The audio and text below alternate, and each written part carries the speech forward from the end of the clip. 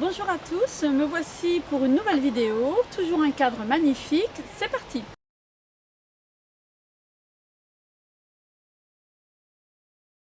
Alors aujourd'hui en fait je voudrais vous parler d'un sujet de la maltraitance qu'on a déjà parlé, mais là c'est de la maltraitance de la famille sur les personnes qui sont alitées, qui sont malades, qui ne peuvent pas se défendre, mais qui peuvent parler parfois ou parfois ne peuvent pas parler. Alors il y a plusieurs façons, il y a la maltraitance gratuite. Voilà, des personnes qui ne supportent pas, donc qu'on l'appelle sans arrêt, qu'il faut la changer, qu'il faut lui donner à manger parce qu'ils sont fatigués, ils sont à bout et donc dans ce cas-là, ils deviennent maltraitants sans le vouloir. C'est-à-dire que, voilà, à bout d'entendre la personne lui réclamer toujours quelque chose ou de la réveiller en pleine nuit, donc ils vont la frapper. Voilà, ça existe vraiment.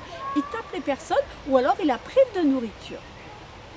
Ils la privent de change aussi. Et nous, on a affaire à ça. On a aussi affaire à des personnes qui maltraitent parce qu'ils étaient déjà maltraitants. Ils frappaient déjà leur conjoint. Souvent, c'est la femme, malheureusement. C'est rare que c'est la personne féminine qui va taper la personne masculine. Donc généralement, c'est le contraire. Ou alors tout simplement les enfants qui sont maltraitants avec leurs parents qui sont alités, qui sont en demande, qui ont des besoins. Et nous, on a affaire à ça. C'est-à-dire que les personnes vont se confier à nous, vont nous dire que ils sont tapés, ils sont violentés. Donc il y a un numéro pour ça, c'est le 3977. Bien sûr qu'on le dit aux infirmières, c'est une évidence. Les infirmières, ça remonte, le médecin, etc. Mais après, il y a des dossiers qui se montent et parfois c'est un peu long. Et nous, quand on arrive pour changer la personne, on s'aperçoit qu'elle a des bleus et que la personne pleure, que la personne dit qu'elle a envie de mourir parce qu'elle est vraiment maltraitée par son mari ou par son fils ou par son neveu, un membre de la famille qui vit avec elle. Il ne faut pas laisser faire ça. Il ne faut pas avoir peur de le remonter.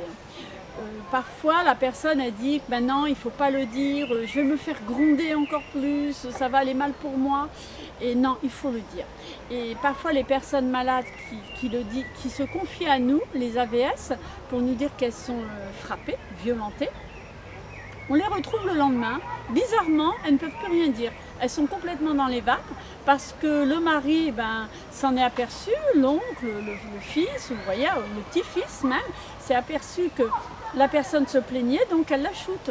Non mais c'est vrai, il se passe des tas de choses à domicile. Parfois on croit que c'est en maison de retraite qu'il se passe beaucoup de choses. Mais je peux vous dire qu'à domicile, il se passe beaucoup de choses aussi de maltraitance. Mais il ne faut pas laisser faire ça parce que c'est bien triste.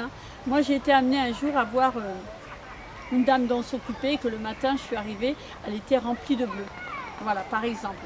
Donc alors il y a les enfants, mais les petits-enfants qui en ont marre et qui voudraient en finir rapidement avec leur grand-mère par exemple, ou leur mère, enfin leur grand-mère si c'est les petits-enfants. Donc notre rôle, encore une fois d'AVS, c'est de faire remonter les informations. Voilà. Et si ça ne va pas assez vite, appelez ce numéro, le 3977. De toute manière, il faut savoir que la loi, elle autorise les professionnels de santé à informer les autorités s'ils constatent des actes de maltraitance. Et souvent, là, je parle vraiment de la maltraitance de la famille.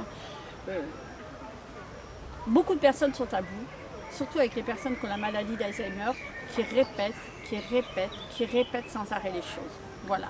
Et tout le monde ne peut pas mettre une personne qui a la maladie d'Alzheimer dans une maison de retraite, un centre spécialisé parce que ça revient cher.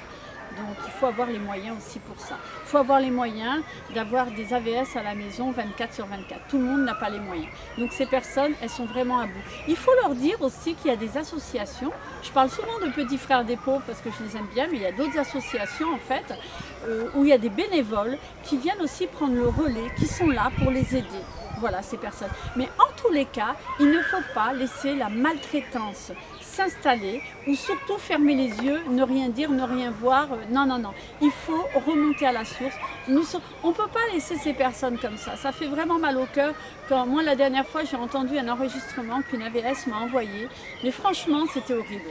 La personne a pleuré et elle disait que son mari, en fait, son mari l'a tapé. Tout simplement. Lui donnait des claques ou lui parlait méchamment. Parce qu'elle était alitée, elle ne pouvait pas se lever, elle réclamait ou de la nourriture, ou elle réclame qu'on la tourne. Donc elle était désemparée et cette personne disait qu'elle voulait mourir. tellement elle souffrait.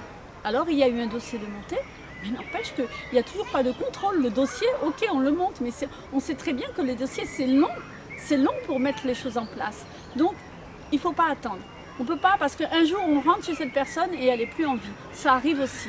Hein. Alors, on va dire qu'elle a chuté, qu'elle est tombée toute seule, qu'elle s'est étouffée. Non, non, non.